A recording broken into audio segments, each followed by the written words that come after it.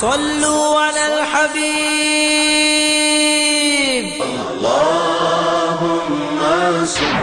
حضور صلی اللہ علیہ وسلم کو تو یقین تھا نا کہ میں اللہ کا نبی ہوں، میرا سٹیٹس کیا ہے. وَاعْلَمُوا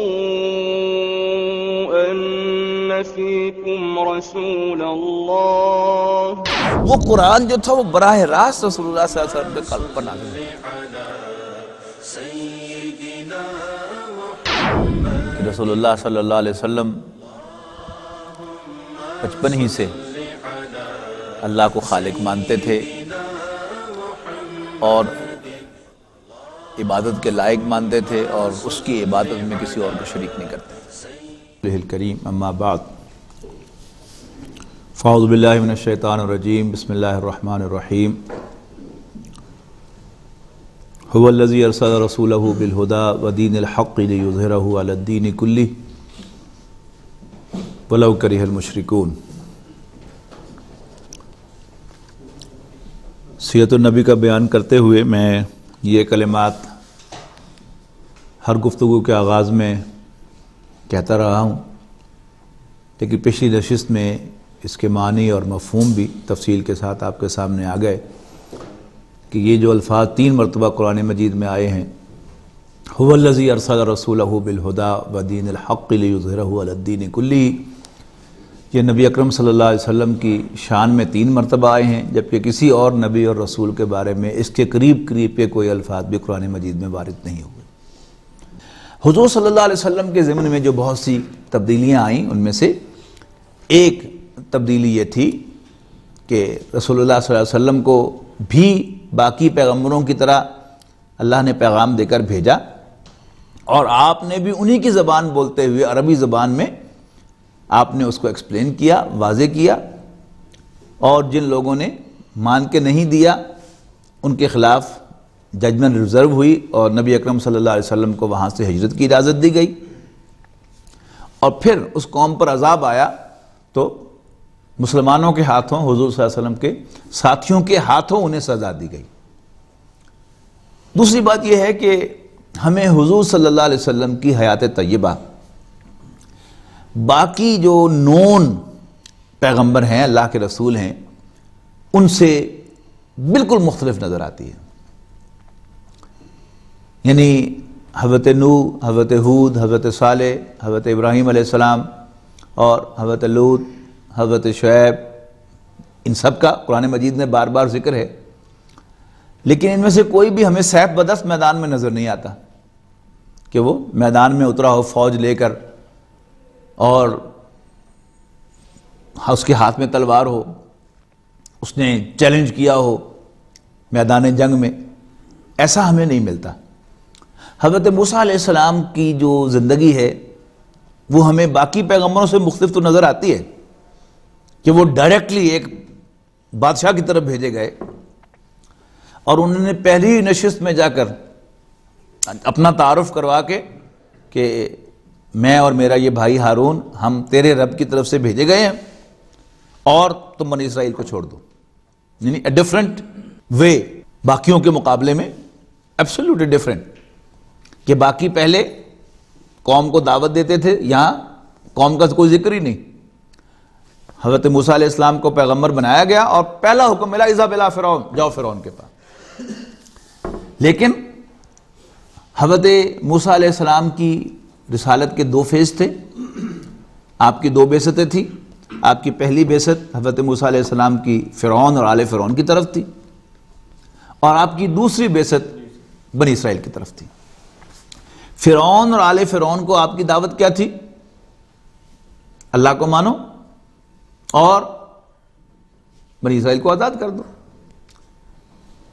وہ انہوں نے ڈینائی کی، فرعون اور آل فرعون نے. نتیجہ کیا نکلا؟ ہلاکت. حضرت موسیٰ علیہ السلام کی دوسری بعثت بنی اسرائیل کی طرف تھی، انہیں ایمان کی دعوت تھی اولاً، اور دوسرا حضرت موسیٰ علیہ السلام کی حیثیت بنی اسرائیل کے لیے نجات دہندہ کی تھی. اس مشن میں وہ کامیاب ہوئے، یعنی اکٹھے ہی دونوں مشن پورے ہوئے نا، کہ فرعون کی ہلاکت resulted in the freedom of the sons of Israel. یہ دونوں کام اکٹھے ہو گئے. لیکن اب جو دوسرا فیز شروع ہوا حضرت موسیٰ علیہ السلام کی رسالت کا، اس میں وعظ و نصیحت، پھر اللہ تعالیٰ کی طرف سے ان پر مہربانیوں کی بارش تھرو موسیٰ علیہ السلام، پانی مانگا تو حضرت موسیٰ علیہ السلام کو حکم ہوا کہ اس چٹان کو سٹرائک کرو اپنے عصا سے، 12 چشمے جاری ہو گئے۔ دھوپ لگی، دعا کی تو بادل کا سایہ آ گیا، بھوک لگی تو من و سلوہ آ گیا۔ اب اس قوم نے قدم قدم پر ناشکری کی، نتیجہ کیا نکلا؟ 1 بائی 1 سب چیزیں چھنتی رہیں ان سے۔ پھر فائنل نعمت اللہ تعالیٰ نے ان پر فرمائی، تورات عطا فرما دی۔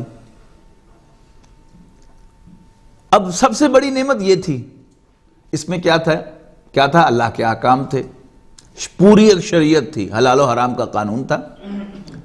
اب اس شریعت کے نفاذ کے لیے حکم ہوا کہ تم اپنی ہوم لینڈ یعنی فلسطین کو فتح کرو اور وہاں پر فاتح کی حیثیت سے داخل ہو اور اس تورات کو وہاں پر جا کے نافذ کرو۔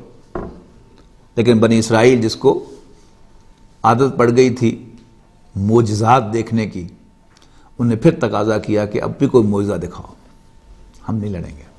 رسول اللہ صلی اللہ علیہ وسلم کی حیات طیبہ کو جب ہم دیکھتے ہیں تو آپ کی حیات طیبہ جو ہے وہ اس سملیرٹی کے ساتھ کہ آپ بھی خوشخبری دینے والے، خبردار کرنے والے، اللہ کی طرف بلانے والے، نصیحت کرنے والے، تبلیغ کرنے والے اور ہدایت کا ایک چراغ تھے، لیکن آپ کی زندگی کا نقشہ انیشیلی تو ہمیں باقی انبیاء کرام کے ساتھ مشابہ نظر آتا ہے۔ مکی زندگی یہ تقریباً باقی انبیاء کرام کے ساتھ مشابہ، دعوت دی اور پھر ظلم و ستم برداشت کیے، حضور صلی اللہ علیہ وسلم نے بھی اور صحابہ کرام نے بھی۔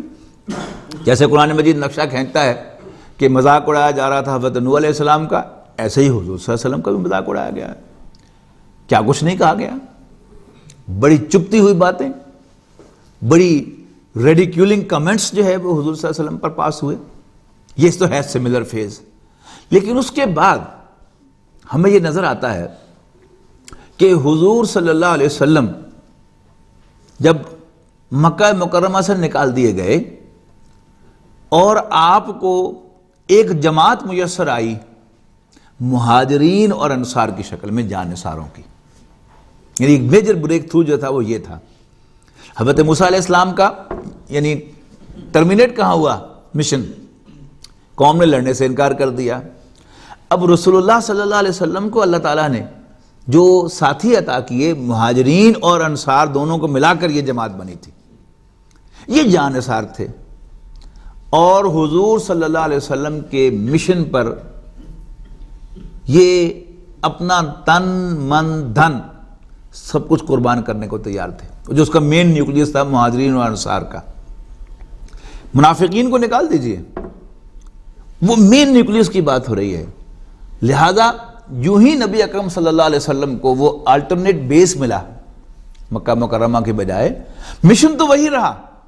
رسول اللہ صلی اللہ علیہ وسلم جیسے بنی اسرائیل سے تقاضا تھا کہ اپنی ہوم لینڈ میں جاؤ، یہاں بھی جو مشن تھا رسول اللہ صلی اللہ علیہ وسلم کا وہ مکہ ہی تھا، اور اللہ تعالیٰ نے جیسے اس علاقے کا مرکز پیلسٹائن تھا، اب عرب کا مرکز مکہ ہے، تو آپ کو پیدا بھی مکہ میں فرمایا اور آپ کا مشن بھی فتح مکہ ہی رہا، مکہ مکرمہ پر اللہ کے دین کے اور اللہ کے جھنڈے کو لہرانا اور اللہ کی بات کو اونچا کرنا، دیر بائی پورے عرب میں، یعنی مکے میں ہو گیا تو پورے عرب میں ہو گیا۔ لیکن چونکہ رسول اللہ صلی اللہ علیہ وسلم کی اسائنمنٹ جو ہے وہ یہ تھی، لہٰذا ہمیں حضور صلی اللہ علیہ وسلم باقی انبیاء کرام سے مختلف ایکٹ کرتے ہوئے نظر آتے ہیں۔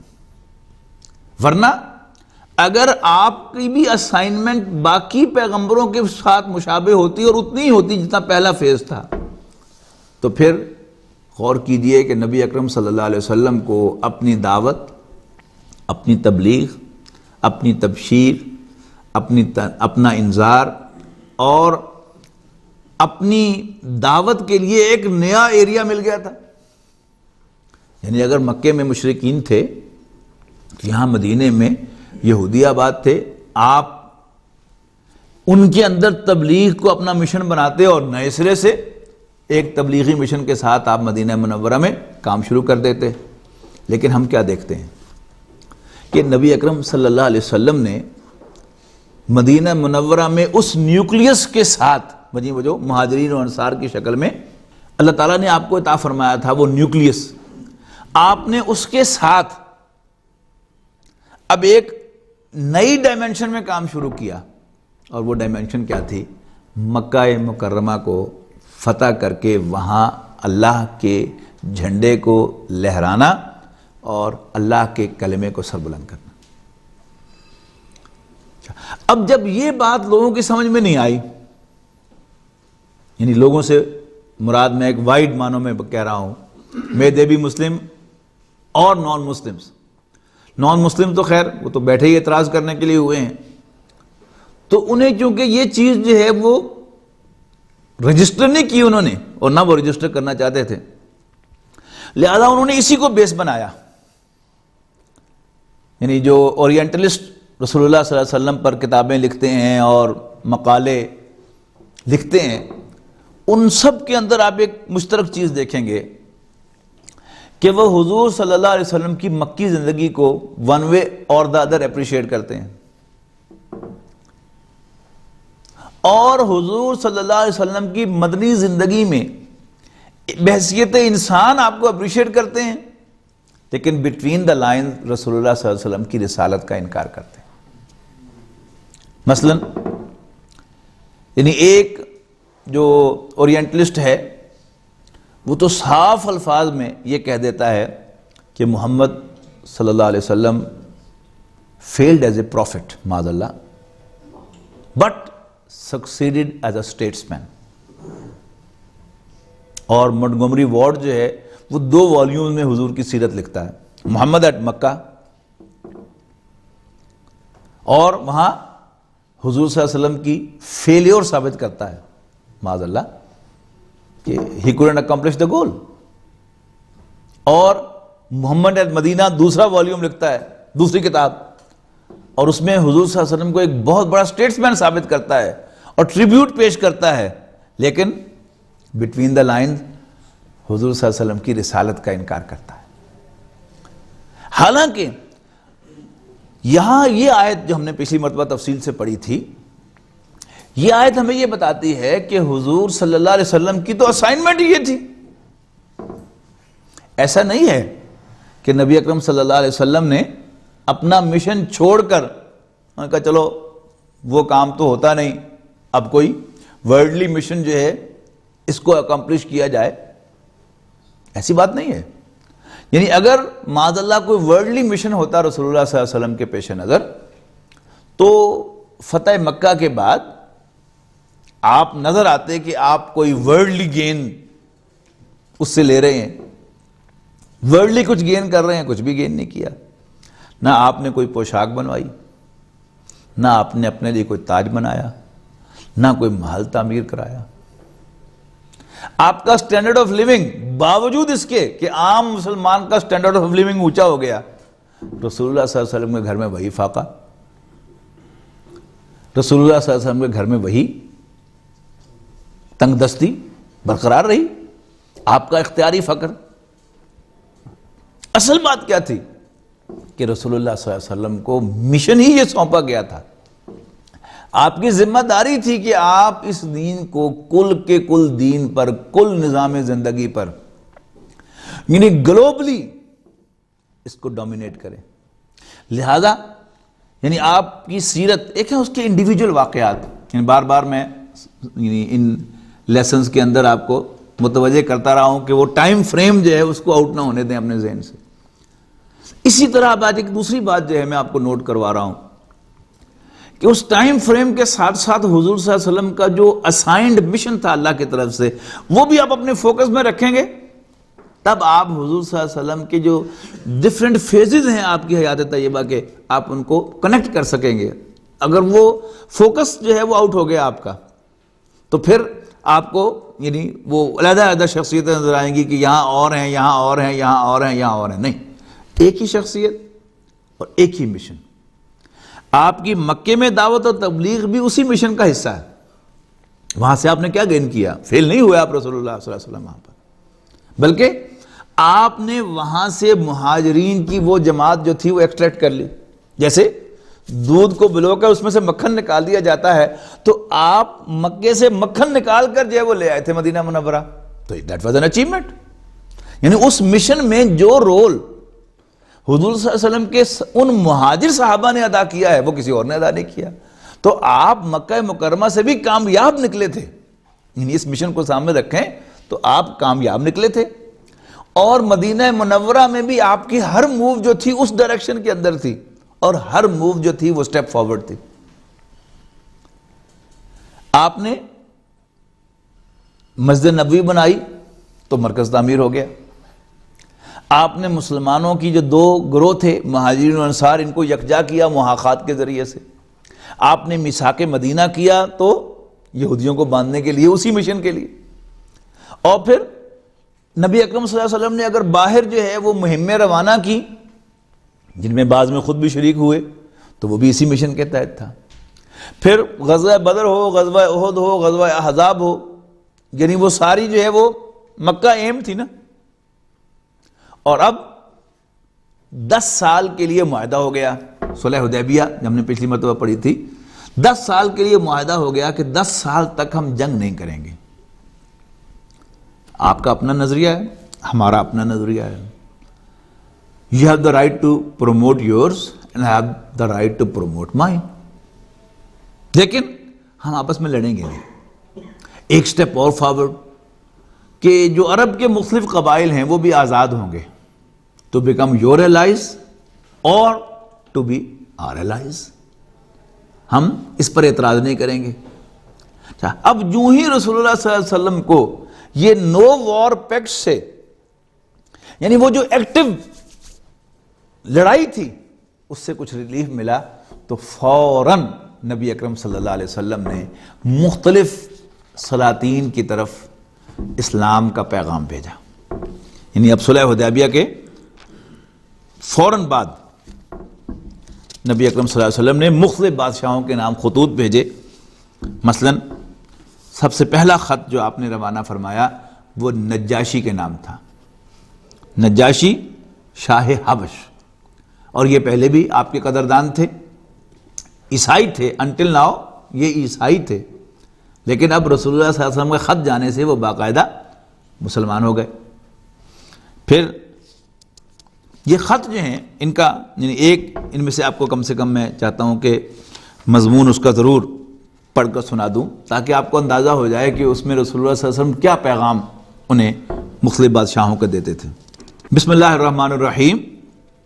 محمد اللہ کے رسول کی جانب سے نجاشی دی گریٹ آف حبشہ کے نام، یعنی پوری رسپیکٹ کے ساتھ آپ نے اسے ایڈریس کیا ہے. نجاشی عظیم لکھا ہوا ہے انہوں نے یہاں پر. اس شخص پر سلامتی ہو، اس شخص کو سلام جو ہدایت کی پیروی کرے. یعنی یہ پہلا جملہ ہوتا تھا السلام علی من اتبع الہدی، یعنی السلام علیکم نہیں کہتے تھے آپ اس خط میں کہ تم پر سلامتی ہو، سلامتی اس کے لیے ہے جو ہدایت کی پیروی کرے. یعنی پہلا ہی جو جملہ ہوتا تھا وہ اس آدمی کو یعنی اندر سے ہلا دینے والا ہوتا تھا. اما بعد، میں تمہاری طرف اللہ کی حمد کرتا ہوں جس کے سوا کوئی معبود نہیں ہے، جو قدوس اور سلام ہے، امن دینے والا، محافظ و نگران ہے. اور میں گواہی دیتا ہوں کہ عیسیٰ ابن مریم اللہ کی روح اور اس کا کلمہ ہے. یعنی یہ ذہن میں رکھتے ہوئے کہ یہ نجاشی جو ہے عیسائی ہیں تو انہیں اپنا کلیئر سٹانس جو ہے وہ دے رہے، اس پہ کوئی کمپرومائز نہیں ہے. یعنی پہلی ہی گواہی میں گواہی دیتا ہوں کہ عیسیٰ ابن مریم اللہ کی روح اور اس کا کلمہ ہے. اللہ نے انہیں پاکیزہ اور پاک دامن مریم بتول کی طرف ڈال دیا اور اس کی روح اور پھونک سے مریم عیسیٰ کے لیے حاملہ ہوئیں، جیسے اللہ نے آدم کو اپنے ہاتھ سے پیدا کیا تھا. میں اللہ وحدہ لا شریک کی جانب اور اس کی اطاعت پر ایک دوسرے کی مدد کی جانب دعوت دیتا ہوں. اور اس بات کی طرف بلاتا ہوں کہ تم میری پیروی کرو اور جو کچھ میرے پاس آیا ہے اس پر ایمان لاؤ، کیونکہ میں اللہ کا رسول ہوں صلی اللہ علیہ وسلم، اور میں تمہیں اور تمہارے لشکر کو اللہ عز و جل کی طرف بلاتا ہوں، اور میں نے تبلیغ و نصیحت کر دی، لہذا میری نصیحت قبول کرو اور اس شخص پر سلام جو ہدایت کی پیروی کرے۔ جیسے ہمارا انداز کے شروع میں بھی السلام علیکم اور آخر میں بھی والسلام، تو شروع میں بھی سلام ہے، آخر میں بھی سلام ہے، لیکن کس کے لیے؟ جو ہدایت کی پیروی کرے۔ دوسرا خط نبی اکرم صلی اللہ علیہ وسلم نے روانہ فرمایا مقوقس شاہ مصر کے نام، یعنی مصر کا جو بادشاہ تھا مقوقس، اس کے نام۔ اس شخص نے رسول اللہ صلی اللہ علیہ وسلم کے خط کی تعظیم کی، ایمان تو نہیں لایا لیکن خط کی تعظیم کی، رسول اللہ صلی اللہ علیہ وسلم کے لیے تحائف بھیجے، یہاں تک کہ اپنی 2 بیٹیاں بھی رسول اللہ صلی اللہ علیہ وسلم کو تحفے میں دے دیں۔ انہی میں سے ایک بیٹی جو ہیں حضرت ماریہ قبطیہ رضی اللہ تعالی عنہا ہے کہ جو رسول اللہ صلی اللہ علیہ وسلم کے اپنے حرم میں شامل ہوئیں۔ اس کے بارے میں اختلاف ہے کہ حضور صلی اللہ علیہ وسلم کی بیوی بنی یا لونڈی ہی کی حیثیت سے رسول اللہ صلی اللہ علیہ وسلم کے حرم میں رہیں۔ زیادہ امکان یہی ہے کہ سورہ احزاب کی آیات کے مطابق کہ ایک خاص لمٹ کے بعد، چونکہ حضور صلی اللہ علیہ وسلم کو منع کر دیا گیا تھا کہ اب آپ ریپلیس نہیں کر سکتے اپنی بیویوں کو، تو لہٰذا آپ کو لونڈی کی حیثیت سے حضور صلی اللہ علیہ وسلم کے حرم میں رہنا پڑا حضرت ماریہ قبطیہ کو، اور انہی کے بطن سے حضور صلی اللہ علیہ وسلم کے ایک صاحبزادے ابراہیم بھی پیدا ہوئے، اور جن کا باقی بیٹوں کی طرح بالکل نوعمری میں انتقال ہو گیا۔ تیسرا خط شاہ فارس خسرو پرویز کے نام ہے، یعنی جو 2 بڑی سلطنتیں تھیں، رومن امپائر اور پرشین امپائر۔ تو پرشین امپائر کا جو شہنشاہ تھا، بادشاہ نہیں شہنشاہ اپنے آپ کو کہتا تھا، خسرو پرویز، اس کے نام لکھا ہے، اور آپ کو معلوم ہے کہ اس نے رسول اللہ صلی اللہ علیہ وسلم کے نامہ مبارک کو چاک کیا، پھاڑا، اور حضور صلی اللہ علیہ وسلم کے ایلچی کو قتل کیا، اور اپنے سپاہی روانہ کیے اپنے خیال کے مطابق رسول اللہ صلی اللہ علیہ وسلم کو معاذ اللہ گرفتار کرنے کے لیے، اور راستے ہی میں وہ تھے کہ اس کے خلاف بغاوت ہو گئی اور اس کے اپنے ہی بیٹے نے اس کو قتل کر دیا۔ چوتھا خط آپ نے یعنی شہنشاہ روم کے نام، یعنی رومن امپائر کا جو ایمپرر تھا، اس کو بھیجیں۔ ہرقل اس کا نام تھا۔ اس نے رسول اللہ صلی اللہ علیہ وسلم کو پہچانا کہ یہ آخری نبی ہیں اور اللہ کے سچے پیغمبر ہیں، لیکن انفارچونیٹلی یہ اس کے لیے کوئی قربانی دینے کے لیے تیار نہ ہوا اپنی بادشاہت کی۔ اس نے کوشش کی کہ جیسے کبھی پوری Roman empire en bloc Christian ہوئی تھی، آج پوری امپائر جو ہے این بلاک مسلمان ہو جائے، لیکن اس کی کوشش کامیاب نہ ہوئی۔ کیسے اندازہ ہوا کہ اس نے رسول اللہ صلی اللہ علیہ وسلم کے ایلچی کو دربار میں باقاعدہ بلا کر، بھرے دربار میں جہاں عیسائی پادری بھی تھے، یعنی پوری جیسے کیبنٹ ہوتی ہے، اس کیبنٹ کے اندر یعنی وہ کلرجی کے لوگ بھی تھے اور دوسرے سرداران بھی تھے، تو ان کے سامنے یعنی کوسچن پوچھے ہیں حضور صلی اللہ علیہ وسلم کے ایلچی سے رسول اللہ صلی اللہ علیہ وسلم کے بارے میں، تاکہ حق واضح ہو جائے۔ لیکن اس دربار میں موجود جو عیسائی پادری تھے وہ بھانپ گئے، اور انہوں نے جو آنکھیں دکھائیں بادشاہ کو، بادشاہ سوکالڈی ہوتے ہیں نا یہ، تو اس سے وہ بیک آؤٹ کر گیا۔ اب وہ سوالات کیا تھے اس سے آپ کو بھی اندازہ ہوگا کہ واقعی وہ چاہتا تھا کہ یہ حقیقت کھل کر سامنے آ جائے۔ ابو سفیان کہتے ہیں، یعنی اس نے ابو سفیان کو بھی بلایا، اس وقت وہ یعنی بھی کافروں کے ہی کے سردار تھے، وہ سفر میں گئے ہوئے تھے وہاں پر، تو اس نے دربار میں ابو سفیان کو بلایا اور کنفرمیشن چاہی کہ یہ جو میرے پاس پیغام آیا ہے اس کی حقیقت کیا ہے۔ جیسے آپ کو معلوم ہے کہ ابو سفیان اس وقت نجاشی کے دربار میں بھی پیش ہوئے تھے اس کنورسیشن کے اندر اور اس کوئری کے اندر کہ جو نجاشی نے کرنی چاہیے تھی، اور نجاشی چونکہ مخلص تھے لہذا انہوں نے تو حقیقت قبول کر لی، پہچانی بھی اور قبول بھی کر لی۔ ہرقل پر بھی واضح ہو گئی، لیکن پہچان ہو گیا لیکن قبول نہیں کر سکا۔ ابو سفیان کہتے ہیں کہ اس کے بعد پہلا سوال جو ہرقل نے مجھ سے رسول اللہ صلی اللہ علیہ وسلم کے بارے میں کیا وہ یہ تھا کہ تم لوگوں میں اس کا نسب کیسا ہے، یعنی حضور صلی اللہ علیہ وسلم کا۔ میں نے کہا وہ اونچے نسب والا ہے۔ ہرقل نے کہا تو کیا یہ بات اس سے پہلے بھی تم میں سے کسی نے کہی تھی؟ میں نے کہا نہیں۔ ہرقل نے کہا کیا اس کے باپ دادا میں سے کوئی بادشاہ گزرا ہے؟ میں نے کہا نہیں۔ ہرقل نے کہا اچھا تو بڑے لوگوں نے اس کی پیروی کی ہے یا کمزوروں نے؟ میں نے کہا بلکہ کمزوروں نے۔ ہرقل نے کہا یہ لوگ بڑھ رہے ہیں یا گھٹ رہے ہیں؟ میں نے کہا بلکہ بڑھ رہے ہیں۔ ہرقل نے کہا کیا اس دین میں داخل ہونے کے بعد کوئی شخص اس دین سے برگشتہ ہو کر مرتد بھی ہوا ہے؟ میں نے کہا نہیں۔ ہرقل نے کہا اس نے جو بات کہی ہے کیا اسے کہنے سے پہلے تم لوگ اس کو جھوٹ سے متہم کرتے تھے، یعنی اس پر جھوٹ کا الزام لگاتے تھے؟ میں نے کہا نہیں۔ ہرقل نے کہا کیا وہ بدعہدی بھی کرتا ہے؟ میں نے کہا نہیں۔ اب یہاں پر ابو سفیان کہتے ہیں میں نے ایک البتہ لگائی، حالانکہ مجھے یقین تھا کہ ہوگی نہیں بدعہدی۔ میں نے کہا نہیں، البتہ ہم لوگ اس وقت اس کے ساتھ صلح کی ایک مدت گزار رہے ہیں، معلوم نہیں اس میں وہ کیا کرے گا۔ ابو سفیان کہتے ہیں کہ اس فکرے کے سوا مجھے اور کہیں بھی کچھ گسیڑنے کا موقع نہ مل سکا۔ ہرقل نے کہا کیا تم لوگوں نے اس سے جنگ کی ہے؟ میں نے کہا جی ہاں۔ ہرقل نے کہا تو تمہاری اور اس کی جنگ کیسی رہی؟ میں نے کہا جنگ ہم دونوں کے درمیان برابر کی چوٹ ہے، وہ ہمیں ذک پہنچا لیتا ہے اور ہم اسے ذک پہنچا لیتے ہیں۔ ہرقل نے کہا وہ تمہیں کن باتوں کا حکم دیتا ہے؟ میں نے کہا وہ کہتا ہے صرف اللہ کی عبادت کرو، اس کے ساتھ کسی کو شریک نہ کرو، تمہارے باپ دادا جو کچھ کہتے تھے اسے چھوڑ دو، اور وہ ہمیں نماز، سچائی، پرہیز یعنی پرہیزگاری، پاک دامنی اور قرابت داروں کے ساتھ حسن سلوک کا حکم دیتا ہے صلی اللہ علیہ وسلم۔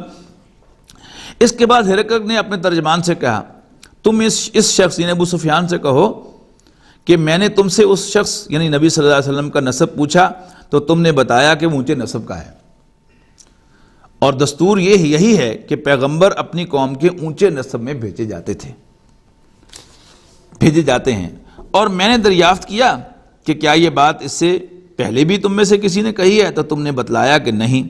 میں کہتا ہوں اگر یہ بات اس سے پہلے کسی اور نے کہی ہوتی تو میں یہ کہتا کہ یہ شخص ایک ایسی بات کی نقالی کر رہا ہے جو اس سے پہلے بھی کہی جا چکی ہے۔ اور میں نے دریافت کیا، یعنی اپنے ترجمان کا مراد یہ ہے کہ لینگویج کا فرق تھا نا، اور میں نے دریافت کیا کیا اس کے باپ دادوں میں کوئی بادشاہ گزرا ہے؟ تم نے بتلایا کہ نہیں۔ میں کہتا ہوں کہ اگر اس کے باپ دادوں میں کوئی بادشاہ گزرا ہوتا تو میں کہتا کہ یہ شخص اپنے باپ دادا کی بادشاہت کا طالب ہے۔ اور میں نے یہ دریافت کیا کہ کیا جو بات اس نے کہی ہے اسے کہنے سے پہلے تم لوگ اسے جھوٹا کہتے تھے؟ تو تم نے کہا نہیں۔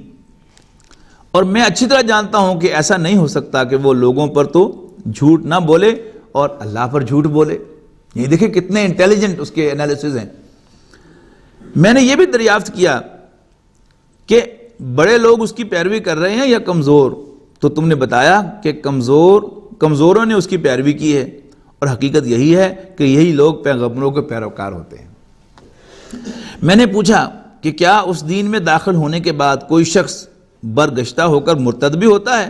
تم نے بتلایا کہ نہیں، اور حقیقت یہ ہے کہ ایمان کی شناخت جب لوگوں کے دل میں گھس جاتی ہے تو ایسا ہی ہوتا ہے۔ اور میں نے دریافت کیا کہ کیا وہ بدعہدی کرتا ہے؟ تو تم نے بتلایا کہ نہیں، اور پیغمبر ایسے ہی ہوتے ہیں، وہ بدعہدی نہیں کیا کرتے۔ میں نے یہ بھی پوچھا کہ وہ کن باتوں کا حکم دیتا ہے؟ تو تم نے بتایا کہ وہ تمہیں اللہ کی عبادت کرنے اور اس کے ساتھ کسی کو شریک نہ ٹھہرانے کا حکم دیتا ہے، بت پرستی سے منع کرتا ہے، اور نماز، سچائی اور پرہیزگاری اور پاک دامنی کا حکم دیتا ہے۔ اور جو کچھ تم نے بتلایا ہے اگر وہ صحیح ہے تو یہ شخص بہت جلد میرے ان دونوں قدموں کی جگہ کا مالک ہو جائے گا۔ میں جانتا تھا کہ یہ نبی آنے والا ہے، لیکن میرا یہ گمان نہ تھا کہ وہ تم میں سے ہوگا۔ اگر مجھے یقین ہوتا کہ میں اس کے پاس پہنچ سکوں گا تو اس سے ملاقات کی زحمت اٹھاتا، اور اگر اس کے پاس ہوتا تو اس کے دونوں پاؤں دھوتا۔ اس کے بعد ہرقل نے رسول اللہ صلی اللہ علیہ وسلم کا خط منگا کر پڑھا۔ جب خط پڑھ کر فارغ ہوا تو وہاں آوازیں بلند ہوئیں اور بڑا شور مچا۔ ہرقل نے ہمارے بارے میں حکم دیا اور ہم باہر کر دیے گئے۔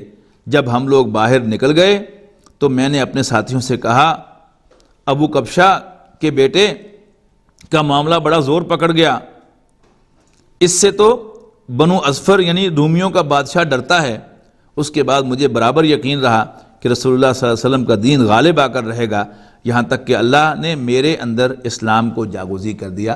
یہ حضرت ابو سفیان رضی اللہ تعالیٰ عنہ فرما رہے ہیں۔ اس کے بعد پانچواں جو خط ہے وہ منذر بن ساوی کے نام ہے۔ چھٹا خط جو ہے وہ حوضہ بن علی صاحب یمامہ کے نام ہے، یمامہ کا جو والی تھا۔ ساتواں خط حارث بن ابی شمر غسانی حاکم دمشق کے نام ہے، اور آٹھواں خط شاہ عمان کے نام ہے، اور یہ خط بھی جو ہے اس میں بھی پھر اسی طرح کی گفتگو ہوئی ہے۔ تو یہ خطوط تھے جو رسول اللہ صلی اللہ علیہ وسلم نے بادشاہوں کو لکھے۔ اب باقی جو ہمیں انبیاء کرام کی ہسٹری سامنے آتی ہے وہاں یہ انداز نہیں ہے۔ تو یہ بھی میں عرض کروں گا کہ یہ وہی جو گول اورینٹڈ انسان کی موومنٹ ہوتی ہے یہ اس کی عکاسی کرتی ہے کہ چونکہ رسول اللہ صلی اللہ علیہ وسلم پورے قرۂ ارضی پر اللہ کے دین کو غالب کرنے کے لیے تشریف لائے تھے، لہٰذا آپ کی ساری جو موومنٹ ہے، آپ کی ساری اسٹرگل، آپ کی ساری پرسوٹ جو ہے وہ اسی کے تحت ہے، اور یہ کار نبوت سے کوئی ڈیویشن نہیں تھی۔ چونکہ رسول اللہ صلی اللہ علیہ وسلم کو مشن ہی یہ سونپا گیا تھا، لہذا اس مشن کو اکمپلش کرنے کے لیے رسول اللہ صلی اللہ علیہ وسلم سٹیپ بائی سٹیپ آگے بڑھے، اور ایسی خوبصورت اسٹریٹجی اللہ تعالیٰ کی رہنمائی میں اختیار کی کہ کہیں آپ کا کوئی سٹیپ بیکورڈ نہیں ہے، آپ کے سارے سٹیپ فارورڈز ہیں۔ اقول قولی ھذا واستغفر اللہ لی ولکم ولسائر المسلمین والمسلمات۔ صلوا علی الحبیب۔ اللهم صل على سيدنا محمد، اللهم صل على سيدنا محمد